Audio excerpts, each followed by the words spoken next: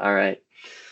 Well, let's kick things off and get started, and skip straight over to actually manhole and vault captures. And since we got a small group, we'll keep it interactive. So feel free to jump in with questions. I'll go through the PowerPoint presentation, and then I have like a couple of manhole samples in the web application loaded up, so we can go through those. When you're doing manholes, and vault captures, so the important thing to consider is that you're going to be going below ground, and so you're going to be losing your GNSS lock. So when you actually dip it down, it's fun. The Looq system can go into the manhole, and it can capture information and generate a 3D model for you. But if you want the data to be georeferenced in some way, then you're actually going to have to do some above ground capture before you go down into the manhole. So we normally recommend walking around for a couple minutes before, let's say 2 to 3 minutes before, and 2 to 3 minutes for after. This will give us like good GPS, like both at the beginning and the end of the capture, which will help us georeference it a little bit. Just because as soon as you turn it upside down and dip it into the manhole, it's going to be all totally cut out. So this is a sample around my house, and I just kind of walked up and down the street, just with the camera facing forward. And then I circled around the open manhole and pointed the camera down to the inside. And that's a very standard procedure if you're used to working with the QCam. Circling around something with the center camera pointed at it is a workflow that we recommend for power poles, ground control points, anything that you're particularly interested in getting a high resolution of. So starting off your capture by circling around the manhole with the center camera pointed at it ensures that we're getting pictures that are kind of like inside from a bunch of different angles. It'll help with the reconstruction at the very entry to the manhole as you're kind of dipping it down underground, and it will also help us to match the features. As you turn the QCam upside down and start to lower it, it's going to be much closer to things than it normally is. So having a bunch of pictures of like the upper section of the manhole is useful for that image matching. So if you're used to doing mostly outdoor captures, you know that you can move around really quickly and efficiently. You can speed walk, do things pretty quick, and you're going to get good data. But a general the way to think these manholes is to go a little bit slower and to take your time to do it right, because you are kind of going all the way out there to do this one manhole capture. So go a bit slower, especially in these kind of dark, low light scenarios. It improves it as well. So after you've walked around, you've kind of gone up and down the street, you've circled around it, you got 2 to 3 minutes of data around the outside. It's time to actually put the camera down. And it's a common question that we get. Does it still work upside down? Yes, we wouldn't be doing this webinar if we didn't. So it can, obviously upside down, the GPS antenna is going to be completely obstructed. So you're not going to get any good or useful GPS measurements while you're doing it, but the cameras continue to resolve. So they continue to match with the previous frames, and you can get a good 3D reconstruction out of it. So after you've circled around the manhole, you can turn on the flash. So on the capture user interface, you will see a little flash button, and I have it on the manhole slide or the vault slide, so I can show you exactly where that button is upcoming. But it's located in the top right corner. So as you're going down, you'll see that flash button. Quick warning: it is very, very bright, so be careful. Who you're pointing the QCam at when you turn on the flash, because it can be a little startling. But it's generally, we need a very bright flash to illuminate the scene to get good images. So you'll start by turning on the flash, and then you will kind of slowly invert the QCam into the manhole with the flash, like with the LEDs going. And when you're lowering it down inside, try to be as close to the center as possible. So if you're too close to the edge of the manhole, the image is going to be blurry. So we're not going to be able to focus on that. So try to stick as close to the center as the manhole as possible. Once you get down into the kind of lower cavity. If things open up a little bit, you can you can move it around a little bit more, but especially at first, try to just lower it down. Now, if it's a very shallow manhole like this one, you can get it without actually attaching to a survey pole. So you could just lower the QCam down itself. But actually, for safety reasons, we do have some, and for kind of larger manholes and vaults, we do have some accessories that allow you to attach the QCam itself to a long survey pole, which I would recommend, and I will show you in a previous slide. So once you've turned it down, upside down, you're going to lower it down. And once you have it inside, you do want to rotate it. So kind of circling it around slowly to get pictures inside the manhole is recommended. And you can do that from a couple different angles. So normally I'll kind of stick it down, lower it, or do a full 360 spin, continue down a bit further, another spin, just to get full coverage of the manhole. Because once again, you are very close to the objects and the coverage is not going to be as great as if you're outside. So lower it down, do these kind of slow rotations, a couple of them. You can remove the camera, so you can remove the iPhone as well, so that it's not attached to it, so you can actually see what the imagery looks like. And either you or a second person having an eye on the imagery can be helpful to make sure that you get the coverage that you need.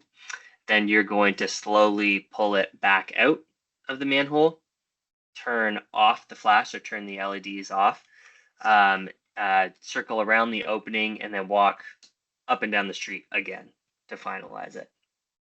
So that's a very basic manhole capture. But the name of the game is really to have the flash turned on.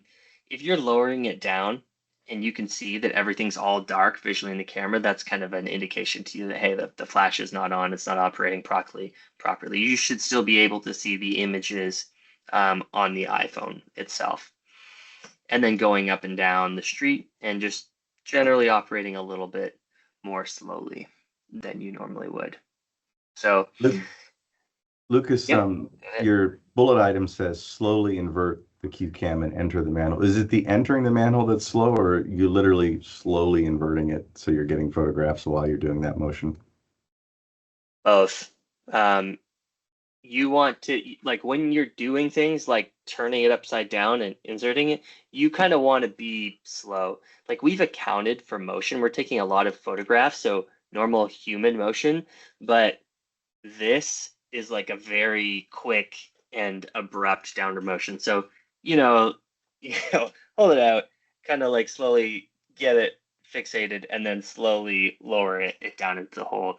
So avoid really quick, unnatural motions that would result in blurry imagery or a lack of images unmatched. Because like this, dropping it quick is much faster, than a human would generally move in kind of a forward side reverse direction. When you're rotating the QCam, you're going to do one above ground, and I understand inside of the structure. Do you try to do a rotation at the tightest constriction there where you have the ring, for example? You can. Normally, I like when I'm circling around the outside of the manhole, I can get most of that, just from the top. So it's not totally necessary to get it there. But when you're watching, like when you're circling around the top, if you can see that you haven't gotten a certain area, then you could rotate it around a little bit.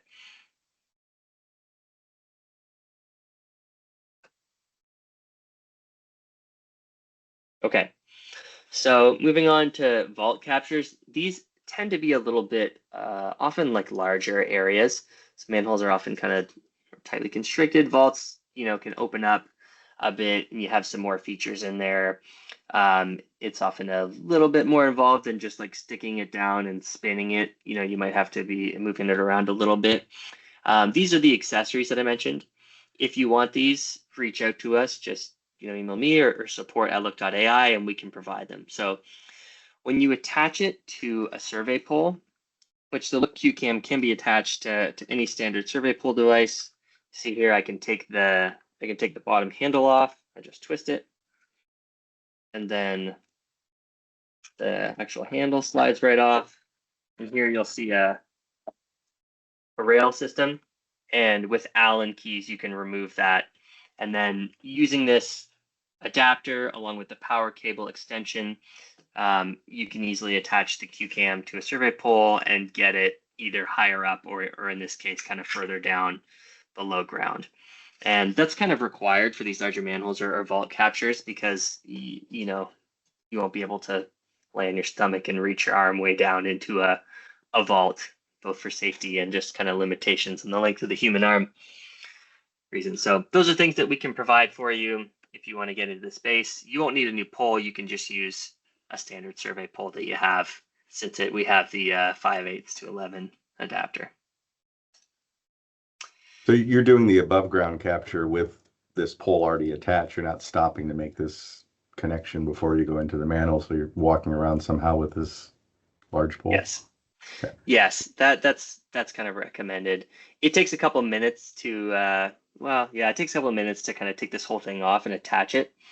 And the handle is more convenient for normal, topographic mapping applications where you're having to cruise around and be flexible. But if you're just walking up and down the street, it's generally not a huge concern to have it on the pole already. And then you can just kind of point it down at the hole as you circle around and then go about your business. But yeah, in general, having the Looq system sitting for like a minute or two in the same place is not recommended. And you often kind of have to cover up some of the cameras as you're attaching it because you kind of put it in your armor or something like that. So yes, I would definitely attach it before you get going.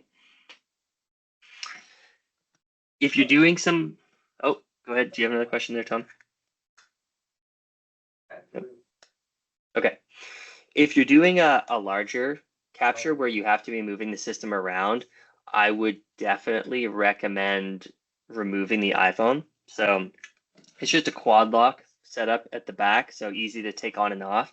And since it is connected via Wi-Fi, it doesn't have to be connected to the system. So when you're doing it, I would definitely recommend removing the iPhone and then having a second person just watching to make sure you're getting the imagery that you need.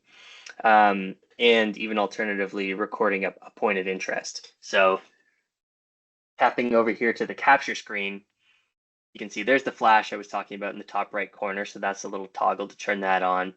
And below it, you'll see this blue dot, which is our point of interest button. So the point of interest button doesn't take any new pictures, but what it does do is it connects the closest associated image. It just tags it and then highlights it on the web application. So if you're familiar with our web application, after you've done a capture in the 2D view, you'll see a series of red dots. Each one of those red dots indicates a panel location, but they're larger and they're green if you tag them with the point of interest tool.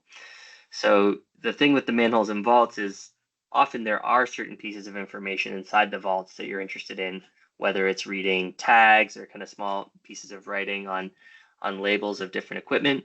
But there's so many images in that tight space that it can be tough to find the appropriate one. So if you're trying to inspect certain pieces of information, it's often recommended that you would use that point of interest during capture to highlight the, whatever it is, 5 or 10 images of the things that you really care about. And it'll make it a bit easier in the back office when you're doing your analysis of the capture. Overall, manholes, larger vaults, very similar, other than, as I mentioned, spinning it around versus kind of using the cameras and, visually to move the camera around to get pictures of different objects. Try to get around any large pieces of equipment so that they're not obstructing your view if you want to get a full view of the vault. And then same as the manhole, you'll walk up and down the street before and after. If you're going to have a longer capture, like say you're doing a large vault and you want to have it down there for a longer period of time, you could consider doing a longer before and after too, where you maybe go up and down the street a little bit further, just to compensate for the fact that you're not going to have GPS for a longer period of time. So I had some information on improving the accuracy. So with the local base and control point types.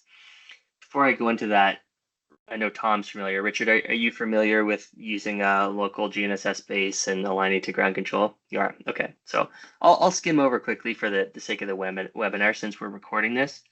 And then maybe we'll just open it up for a slightly longer discussion or question period at the end.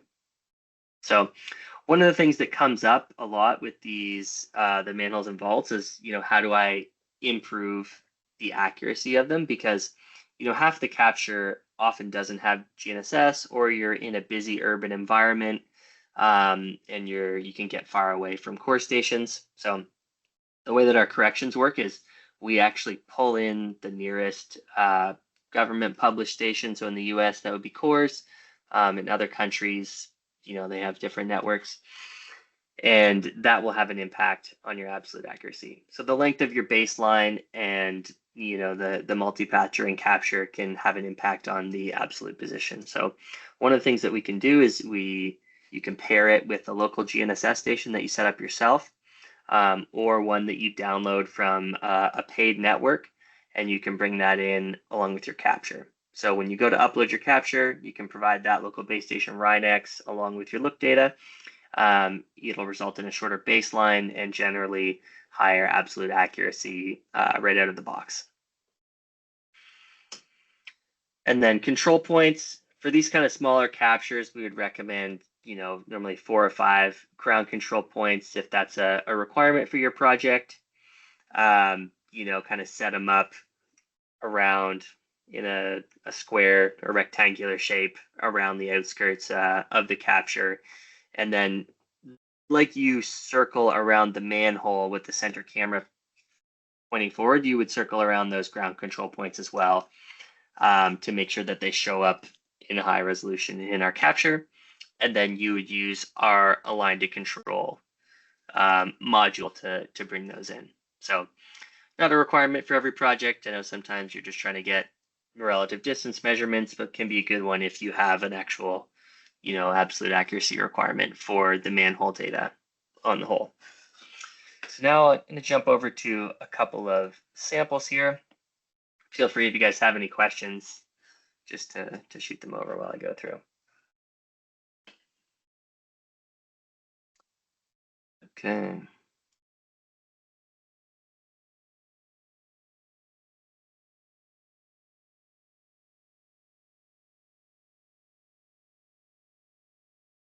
All right. So what I'm sharing here is a manhole test that I did outside my house, and I actually have a clipping box applied to it here.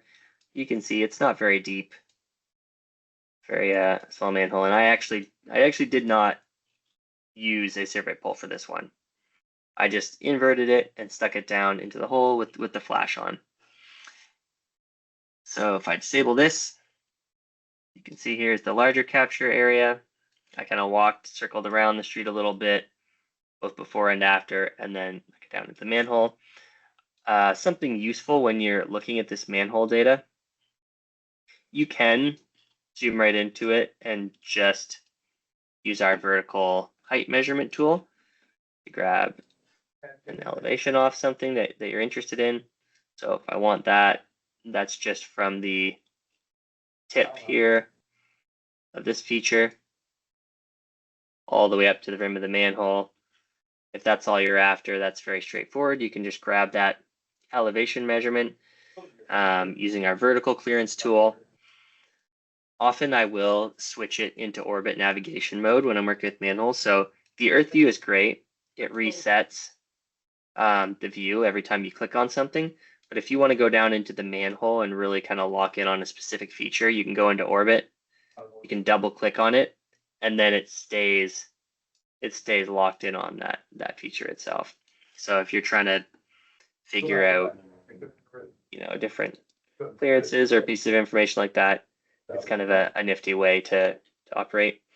If you're finding it tricky to deal with the point cloud data, the ground is there and the side of it, you can also use our clipping box. So I generally zoom out a little bit, then I'll drop a clipping box, I'll hit inside, and that helps to kind of isolate the manhole a little bit. You can also click on the edges of this and play around with it a little bit. It's especially helpful if you're working with larger manholes or vault data. Oh, got another one there. So this is another one that we're working with where we did a larger capture up and down the street, and it's a bit harder to work with it. So go into orbit mode, gonna kind of lock in here within the vault, and I have placed a cross section or clipping box, and I can move that to either expose or hide different parts of it. Maybe I'll do that, and I'll double click on it again to reset the view, just to get focused in on a certain piece of equipment.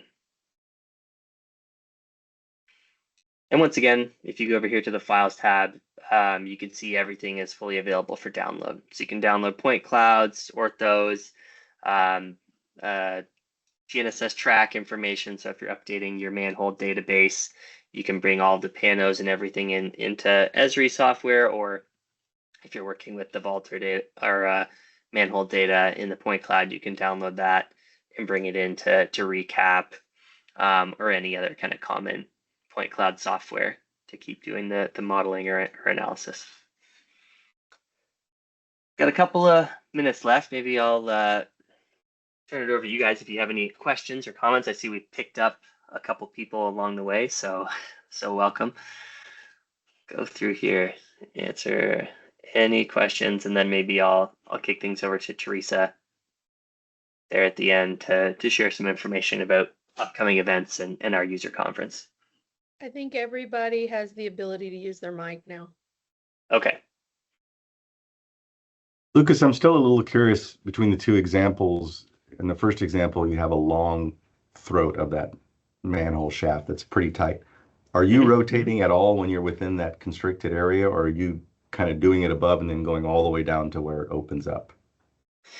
I rotated, so for that example, I did rotate a little bit around the throat. I think I just did it once on the way down. For that one, I did not have it attached to a very long survey pole though. So that was kind of the limitation there. And I think, you know, it's just, since you're doing such a small and focused area, I do think it makes sense to kind of overkill it, let's say, in a sense. So yeah, I would circle a little bit on the way down just to make sure you're picking up the throat, especially once it gets a bit further and you know that you probably haven't captured that from the surface.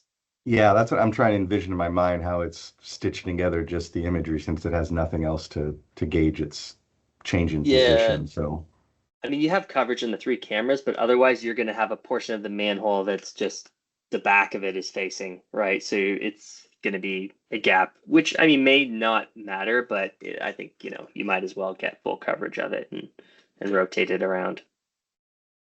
and then with the thinner section of a vault in that example, you just doing one above and one inside. It has enough information to transfer its position above and below. Yeah, Okay. I don't think I spun it. Like some of them kind of go right into it. There's not much of a neck to it, so you can get most of that from just the ground, and then you're just lowering it down. That's generally preferred. You know, part of the advantage of this is that you can get it from the ground. If for whatever reason you want to go down inside the vault with the QCam, which does happen occasionally, the only thing to keep in mind is to try to have it not too close to the edge. Like while if you're carrying it down in your hand, you know, don't tuck it under your arm or don't have it like pushed right up against the face. Try, you know, as safely as possible to keep it facing in the correct direction where it can make out some features. Okay, cool. I think it might be fun to have someone video you next time you're doing it, so we can get a visual of it. We can do a video, Sam. I'll send it your way. That'd be cool. Thanks.